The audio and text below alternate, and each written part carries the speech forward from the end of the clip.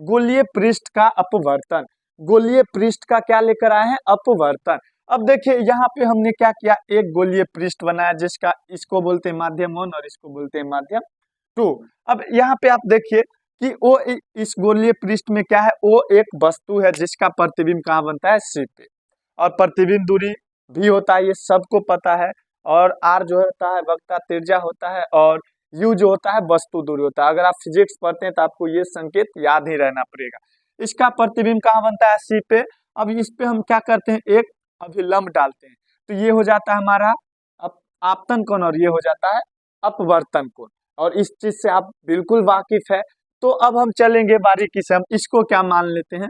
Alpha कोण, इसको मान लेते हैं बीटा कोण और इसको मान लेते हैं गामा कोण। अब देखिए यहाँ से हमको सिद्ध करना है गोलीय पृष्ठ का अपवर्तन, जो क्या होता है μ2 बट्टे v माइनस μ1 बट्टे u बराबर μ2 माइनस μ1 बट्टे r। तो आज हम आपको यही सिद्ध करके बताएंगे। तो इसको आप ऐसे भी कह सकते हो, आप यही फॉर्मूला बोल सकते हैं μ2 बट्टा v माइनस μ1 बट्टा u बराबर μ2 माइनस μ1 बट्टे r। तो ये फिगर आप समझ गए, इसको हम माने अल्फा कोण, इसको बीटा कोण और इसको गामा कोण। यहाँ से एक सीधा लंब रेखा खींच दिए। अब देखिए ये लंब जो हो गया अल्फा कोण के लिए भी हो जाएगा, बीटा कोण के लिए भी हो जाएगा और ये गामा कोण के लिए भी हो जाएगा। तो सबसे पहले आपको ज्योमेट्री का एक थ्योरम पता होना चाहिए। ज्योमेट्री का एक थ्योरम जो जिसको हम बोलते हैं बहिष्कोण। क्या बोलते हैं? बहिष्कोण। और बहिष्कोण जैसे सपोज दैट एक त्रिभुज हमने बनाया ए बी सी। अब इस कोण, ये कोण x है, ये y है और ये z है। तो त्रिभुज के दो सुदूर अंतःकोणों का योग जो होता है वो किसके बराबर होता है? बहिष्कोण। यानी त्रिभुज के दो अंदर के कोण होते हैं वो किसके बराबर होते हैं? तो बाहर के एक कोण के बराबर होते हैं, जिसे बहिष्कोण कहते हैं। तो हम इसको कैसे लिख सकते हैं? तो z बराबर अंदर के दो दूर वाले, ये पास वाले है तो इसको छोड़कर दूर वाले कोण है x प्लस वाई, तो x प्लस वाई बराबर क्या हो जाएगा? z हो जाएगा। इसी को हम कहते हैं बहिष्कोण। तो अब आप कल्पना कीजिए, कल्पना जब तक नहीं कीजिएगा ज्योमेट्री आपको समझ में नहीं आएगा। ठीक है, अब आपको कल्पना करना है किसमें? त्रिभुज। पहले हम चलेंगे, अब देखिए त्रिभुज ए ओ आई में, ए ओ आई में चलेंगे। किससे चलेंगे? त्रिभुज ए या ओ ए आई में। किससे? बहिष्कोण से। बहिष्कोण से। अब बताइए तो ए या ओ ए आई यही ना है। अब देखिए बाकी के ये जो दो रेखा है इसको आप इग्नोर कीजिए। बच क्या गया? अंदर के बताइए, ये बाहर का कोण हमारा हो रहा है और अंदर के कोण कौन कौन बन रहा है? तो अल्फा प्लस बीटा और बाहर का कोण बन गया आई। तो बहिष्कोण की क्या कहते हैं कि सुदूर किसी भी त्रिभुज के सुदूर अंतःकोणों का योग बराबर होता है बहिष्कोण। तो हम क्या लिख सकते हैं? आई बराबर, ये दोनों के योग बराबर आई हो जाएगा बहिष्कोण, तो अल्फा प्लस बीटा, इसको मानेंगे समीकरण 1। इसी तरह पुनः, इसी तरह किसमें चलेंगे? पुनः त्रिभुज। अब देखिए तो त्रिभुज में आपको कल्पना करना है किसमें? ए आई सी में। त्रिभुज ए आई सी में किससे? बहिष्कोण से। बहिष्कोण से। अब बताइए तो ए आई सी में ये दो अंदर का कोण हुआ और बहिष्कोण हमारा कोण हो जाएगा बीटा। तो अब हम बीटा बराबर क्या लिख सकते हैं बताइए? तो बीटा और आर हम लिख सकते हैं, अंदर के दो कोण क्या है? R, R plus gamma. तो यहाँ हम लिख सकते हैं R plus gamma. R plus gamma जब लिख देंगे तो हमको आर बराबर निकालना है, तो आर बराबर हम क्या लिख सकते हैं? गामा, ये बीटा पहले से इधर है, आर गामा इधर जाएगा तो हो जाएगा बीटा माइनस गामा। इसको मान लेते हैं इक्वेशन 2। अब बोर्ड बहुत छोटा है तो बहुत छोटा छोटा लिखना पड़ रहा है। अब देखिए, अब आप एस्नेल का नियम हम आपको बताए हैं। एस्नेल का नियम क्या होता है? एस्नेल का नियम, एस्नेल का नियम से, अब देखिए एस्नेल का नियम आपको बताए μ1 आई बराबर μ2 आर। ये क्या होता है? हमारा एस्नेल का नियम होता है। ये हमारा क्या होता है? एस्नेल का नियम μ1 आई बराबर μ2 आर। अब हम क्या करेंगे? इसको हम मान लेते हैं समीकरण 3। और समीकरण 3 में आई एवं आर का मान रखने पर, समीकरण 3 में आई एवं आर का मान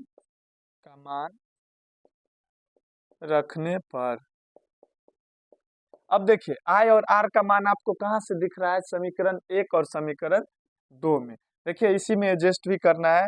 तो अब क्या हो जाएगा, समीकरण 3 यही है, μ1 आई, और आई के जगह पे क्या है, आई का वैल्यू है अल्फा प्लस बीटा और बराबर μ2, तो μ2, और समीकरण 2 से आर का वैल्यू क्या है, तो beta minus gamma, beta minus gamma.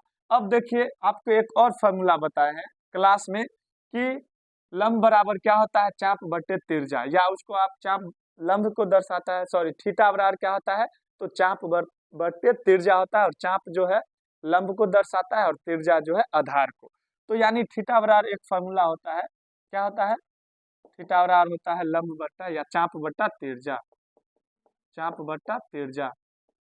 और चाप किसको दर्शाता है, तो चाप दर्शाता है लंब को और तिरछा दर्शाता है आधार को। तो अब बताइए इस अल्फा के लिए लंब कौन हो जाएगा, ए एन हो जाएगा, बीटा के लिए भी लंब ए एन हो जाएगा, और गामा के लिए भी लंब ए एन हो जाएगा।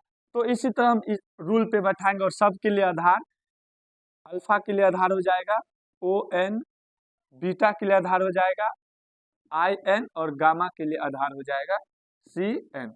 तो हम एक बार फिर से क्या है, थीटा बराबर फॉर्मूला पे लगाते हैं, उसके बाद देखते हैं क्या आता है। तो μ1 और इनटू अल्फा, अल्फा के लिए लंब हो जाएगा ए एन, और बट्टे आधार क्या हो जाएगा इसके लिए, तो ओ एन हो जाएगा। उसके बाद प्लस है तो प्लस, और आपको एक चीज और पता है, पहले इस चीज को लिख लेते हैं, बीटा के लिए क्या हो जाएगा, तो बीटा के लिए लंब हो जाएगा, लंब सब के लिए एक ही रहता है, तो ए एन और बट्टे, इसके लिए आधार क्या हो जाएगा, तो एन आई, इंटू है तो इंटू, और μ2 और इंटू, फिर बीटा के लिए तो ए एन और बट्टे आधार क्या हो जाएगा, तो एन आई, और माइनस गामा, गामा के लिए भी लंब हो जाएगा, गामा यहाँ से यहाँ तक है तो लंब ए एन, और गामा यहाँ से यहाँ तक की दूरी ना, तो आधार क्या हो जाएगा एन सी। अब देखिए जो अब एक चीज यहाँ पे आप समझिए, चिन्ह परिपाटी से क्या होता है कि कोई भी लेफ्ट साइड की होती है, लेंस हो या दर्पण हो, लेफ्ट साइड की सारी दूरियां ऋणात्मक और राइट साइड की सारी दूरियां धनात्मक होती है। तो अब देखिए ये μ1 है तो μ1 दिए, दोनों में क्या कॉमन मिल रहा है, तो ए एन, तो ए एन को हम बाहर भी निकाल लिए, एक और बट्टे ओ और एन के बीच की दूरी क्या हो जाएगा, ओ और एन के बीच की दूरी क्या है, यू, और हम जानते हैं लेफ्ट साइड है यानी यू क्या हो जाएगा, माइनस में हो जाएगा, और फिर प्लस है तो प्लस, ए एन कॉमन ले लिए तो एक बचा, और एन आई के बीच की दूरी आर है तो आर बराबर μ2 और इनटू, इसमें भी ए एन कॉमन आ रहा है तो ए एन क्या कर लीजिए आप कॉमन ले लीजिए, और बच क्या गया एक बट्टे एन आई के बीच की दूरी, आप बताइए पहले क्या होगा, एन आई के बीच की दूरी आर, तो आर दिए, और माइनस एक ए एन तो आप कॉमन पहले ले चुके हैं, तो बच क्या गया एन सी, और एन और सी के बीच की दूरी भी, तो एक बट्टा भी। अब हम क्या करेंगे, ए एन से ए एन, आप जानते हैं मैथ का रूल, ऊपर से ऊपर नीचे से नीचे बराबर में समान हो तो वो कटता है, तो ए एन से ए एन कट गया। अब ये जो μ1 है इसको कोष्ठ के अंदर ले जाएंगे, तो क्या हो जाएगा μ1 यू, माइनस है तो माइनस और प्लस μ1 बट्टा आर, और बराबर क्या हो जाएगा, इधर भी μ2 बट्टा आर और माइनस μ2 बट्टा भी।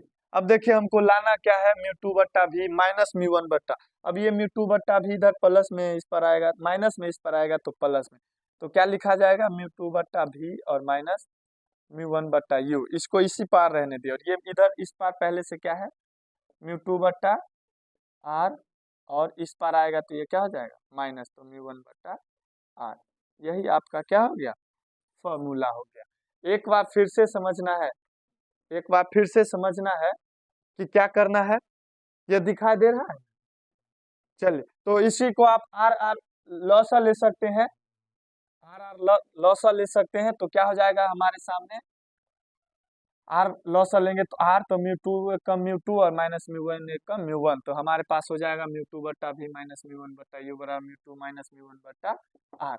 ये था हमारा क्या चीज, मोस्ट वीवीआई है, देखिए हमारे पास अभी सुविधा नहीं है, अन्यथा हम आपको अच्छा से बताते। तो अगर आप इस वीडियो को अच्छा से देख लेते हैं तो निश्चित रूप से बोर्ड में आपको 5 नंबर मिलते हैं। और 4 दिन में आपको 10 5 नंबर वाले वीडियो डालेंगे, और वो 10 में से बिल्कुल आने की गारंटी रहेगी, संभावना 90% आने की गारंटी रहेगी।